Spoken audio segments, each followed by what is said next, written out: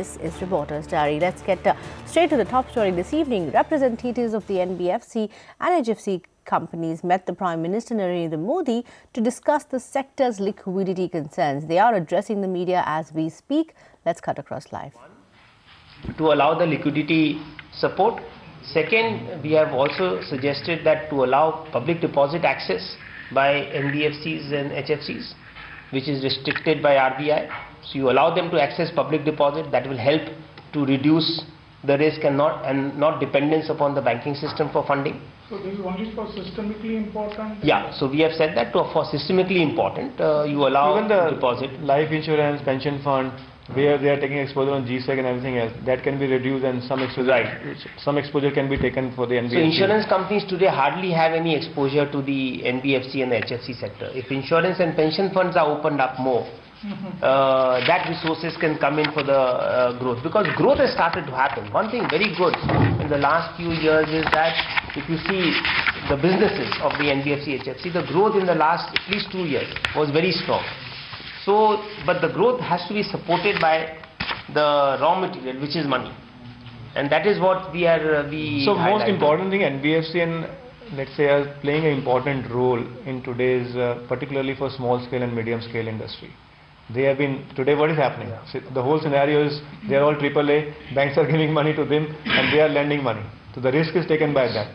And if that stops, I think the economy is going to have another kind of a consequence. The growth will slow down. Who should provide the liquidity window? Is it the government agency like Mudra, or do you want the RBI to provide? No, you see, that is, the government has to see which institution. Like you go back in 2008, India did that. India created a 10,000 crores of liquidity support. Ministry of Finance had created it. I think it was under IDBI or somebody, I don't exactly remember, but that time they had created for NBFCs and mutual funds.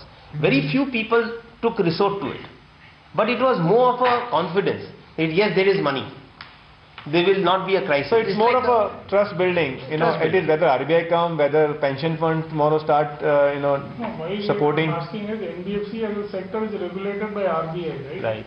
So you want the RBI as the regulator to provide that window, like how it did in 2008-9? That time RBI did not directly provide. So therefore we have left the choice, that is the government to take a decision. We are saying we need this support. The sector needs this kind of a liquidity support, which whether it is done through RBI or whether any other body, that is the government. Secondly, we have said that India is still unbanked. It needs with the growth, it needs a lot more banking system. So also allow banks, allow non-banks, which have become large, and to convert into banks, which was there in the past also. It had happened in the late 90s. They gave 1 or 2 licenses. All right, so that was the takeaways of ASSOCHAM's meeting with the Prime Minister with respect to concerns around liquidity in the NBFC sector. Those are the representatives of NBFC and HFC companies who met the PM today. Now let's get to the market action of the day. The Wall Street witnessed a smart recovery after falling for the first couple of hours. So by the time the markets closed, Sensex and Nifty was 0.6% in the green. Mid-caps ended flat with a slight negative bias, but did see a 350-odd point bounce back from the day's lows. The Bank Nifty outperformed to end just shy of that 27,000 mark, having rallied a percentage point. Let's bring in Nigel D'Souza, who's standing by with a detailed check of today's market action. You know, Nigel, the day started slow, but the trough was followed by a crest clearly.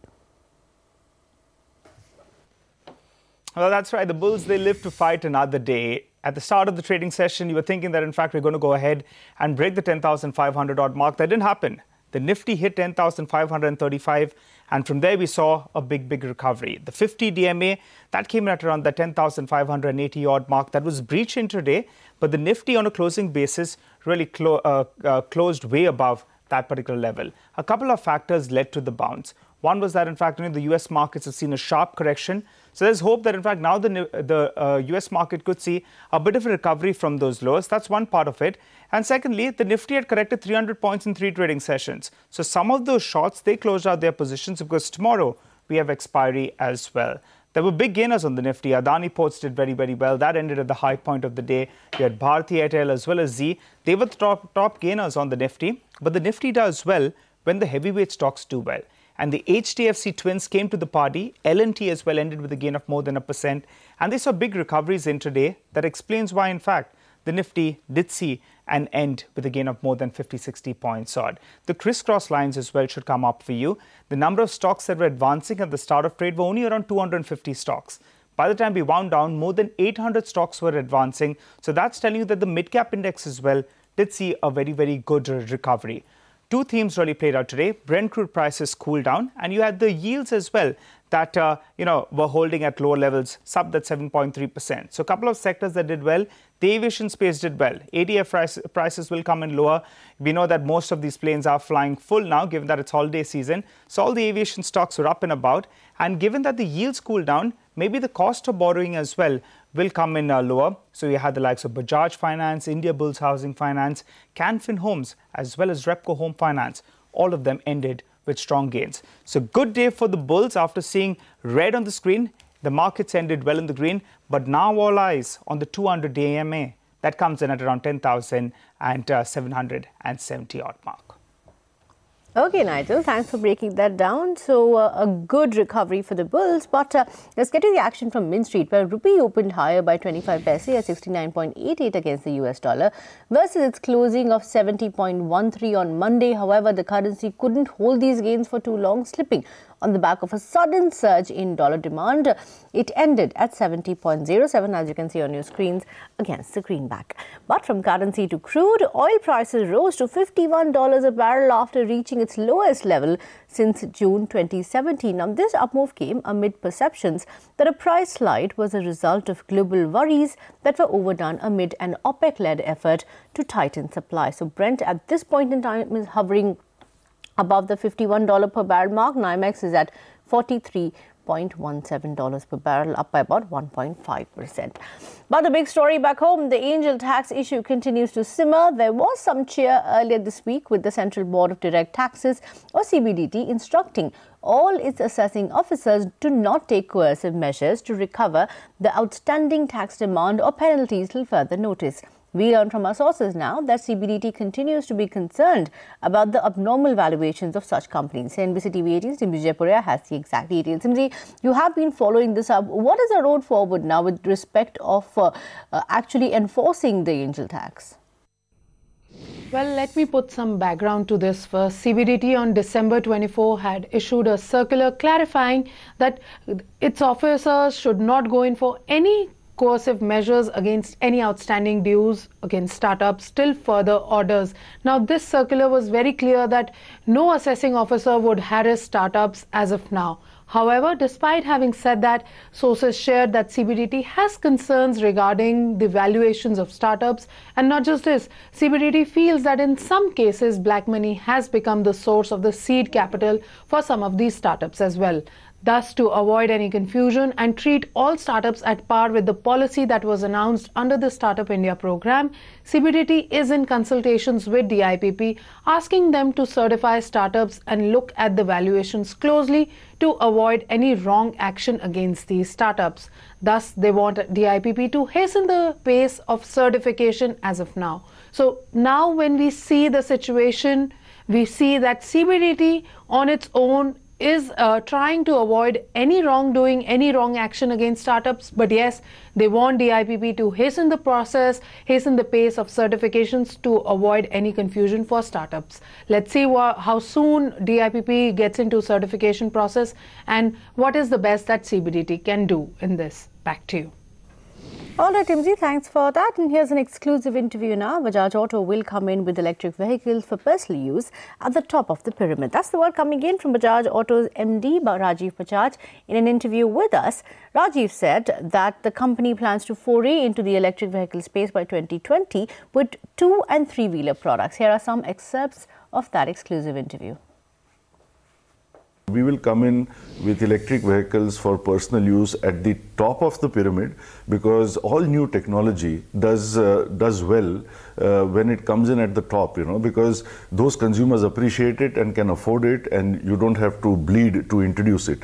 Now, whether it will be a scooter or a motorcycle, as I've said before, time will tell, but definitely before 2020, both in the personal space in the form of a scooter or a motorcycle and in the commercial space in our 3-wheeler and quad quadricycle. We intend to be there with electric vehicles. Judicial space. Law Minister Ravi Shankar Prasad has pushed for SC/ST quota in judiciary. While speaking at an event organised by All India Lawyers Board in Lucknow, the Law Minister said that the deprived must have representation in judicial appointments. Listen in. Fully favor the idea of All India Judicial Service. क्यों? अगर IAS बनते हैं, IPS बनते हैं, Allied बनते हैं, Indian foreign service, forest service बनते हैं, तो एक बार हम देश के क्रीम को क्यों नहीं लाएं और ऑल इंडिया जुडिशियल सर्विस के माध्यम से? और हम ऐसे में SC/ST को रिजर्वेशन भी देना चाहते हैं, क्योंकि हमारे ST, SC, OBC के लोगों की एक पीड़ा होती है कि हमारे लोग जुडिशरी में कम दिखाई पड़ते हैं. And they have a point. और मैंने हमेशा चीफ जस्टिस को कहा है कि without compromising on merits, you must ensure that the judicial appointment also manifests an inclusive character. All right, moving on to the other big story. A joint team of the National Investigative Agency and the Uttar Pradesh Police's Anti-Terrorism Squad raided 16 locations across Delhi and Uttar Pradesh this morning. The raids are a part of a probe against a new ISIS module named Harkat ul Harab Islam. Now, according to the information received, 10 people have been arrested for their alleged links to the terrorist organization. At least 10 other people have been detained for questioning. Arunima from CNN News 18 gets us more. Arunima, take it away. Sensational revelations by the National Investigation Agency. They're saying that they have managed to recover about 112 alarm clocks, more than 100, about 135 is the number of the mobile phones recovered, laptops, memory cards, 25 kilos of explosives, potassium chlorate, also ammonium nitrate and other explosives. In all, the material recovered as per NIA was good enough to make about 100 bombs. They've also recovered a suicide vest which was in making, also a video clip from one of the main accused's mobile phone where he's doing a voiceover and giving instructions on how to make a bomb.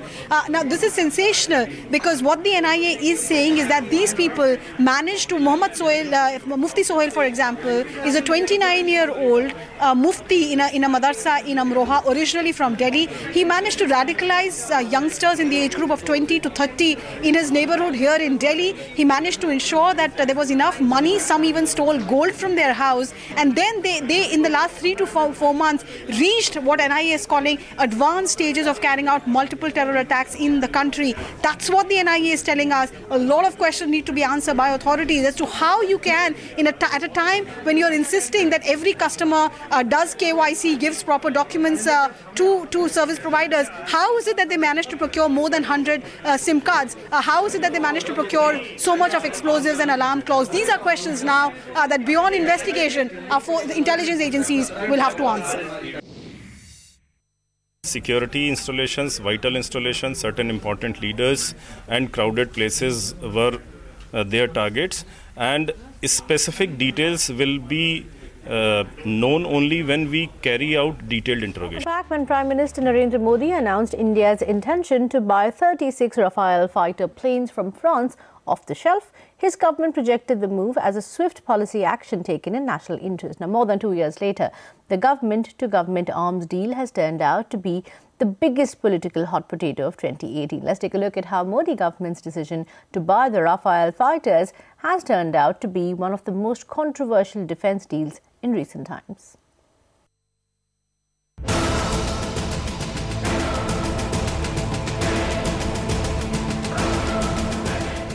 On 20th July, as the debate on a no-confidence motion was being discussed in the Lok Sabha, Congress President Rahul Gandhi stunned the nation by hugging his political nemesis Prime Minister Narendra Modi on the floor of the House. But no love was lost between the two as Gandhi attacked the Modi government on several issues, including the €7.8 billion Rafale fighter deal during his intervention on the debate. The Prime Minister must also explain why this contract was taken away from HAL and the youngsters of Karnataka and given to a businessman who had a debt of 35,000 crores. Prime Minister Modi rubbished the allegations, terming them irresponsible. मैं कल्पना नहीं कर सकता हूं कि सत्य को इस प्रकार से कुचला जा सकता है, सत्य को इस प्रकार से रौंदा जाता है. The opposition had been firing salvos at the Rafale deal since 2017. But it turned on the heat after this year's monsoon session. The Congress party decided to make it a national issue and alleged that there was corruption in the deal, and the Modi government facilitated a 30,000 crore rupee offset package that was to be executed by Anil Ambani promoted company Reliance Defence. Anil Ambani maintained that his business rivals were promoting misinformation on the deal. I have personally written to Shri Rahul Gandhi stating that Congress has been misinformed, misdirected and misled on the Rafale deal by malicious vested interests and corporate rivals. At the center of this controversy was Paris-based Dassault Aviation, which told cnbc TV 18 that there was no corruption in the deal, all due process got followed, and the joint venture with Anil Ambani promoted Reliance Defence was a conscious business decision. The choice of Reliance is mine. But on the 14th of December, there was a twist in the tale. The Supreme Court rejected a petition that sought a CBI probe in the deal. The apex court said, "We are satisfied that there is no occasion to really doubt the process, and even if minor deviations have occurred, that would not result in either setting aside the contract or requiring a detailed scrutiny by the court." The opposition parties led by the Congress disagreed with the apex court and sought a joint parliamentary panel probe. जिस दिन Rafale मामले पे inquiry हो गई और वो inquiry parliament करेगी, JPC करेगी, जिस दिन वो हो गया, दो नाम निकलेंगे, Narendra Modi, Anil Ambani, Narendra Modi. Thank you. The Modi government, which had been on the back foot after losing 3 states to the Congress, saw the Supreme Court verdict as a chance to corner the opposition parties on the issue. और इसलिए हम चाहेंगे कि कम से कम इतना तो हो कि सदन के दोनों सदनों में जो कल तक कांग्रेस पार्टी मांग कर रही थी कि क्वेश्चन आवर सस्पेंड होकर राफेल की डील पर चर्चा हो जाए. While the government has claimed victory on the issue, opposition parties are nowhere close to abandoning the attack on the Rafale deal. That's because the Supreme Court order alludes to a CAG audit of the Rafale deal, which is yet to be completed. Opposition parties maintain that this makes the clean chit of the apex court null and void. With lawyers like Prashant Bhushan getting ready to file a review petition against the Supreme Court order, it is clear that the biggest political controversy of 2018 will continue on simmering for some more time. Well, with that, it's time to wrap up this edition of Reporter's Diary. Thank you for watching. Stay tuned to cnbc TV 18. Real Deal is coming up next.